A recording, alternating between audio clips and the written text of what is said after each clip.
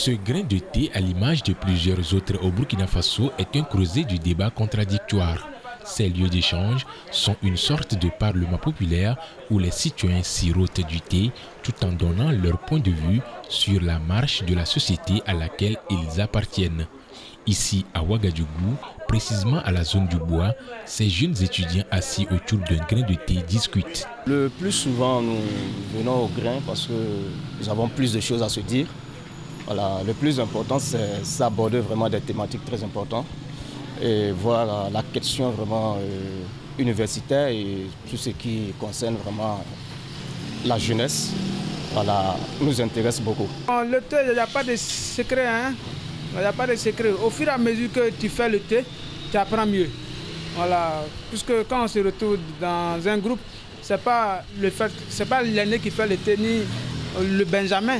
Voilà, c'est celui qui a au moins une expérience dans la matière qui prend.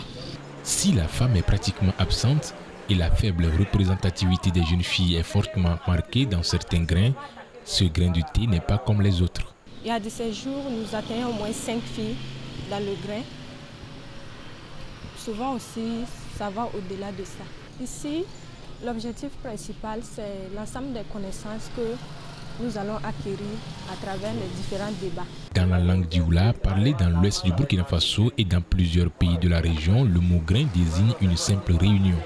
La pratique est relativement récente à Ouagadougou, alors qu'elle est attestée depuis longtemps à Bobo-Dioulasso et au Mali voisin. Dans un contexte marqué par la violence institutionnelle et politique, la crise de l'emploi et du système urbain, ces grains renvoient à une culture de la rue fabriquée par les jeunes en rupture avec les pratiques post-coloniales.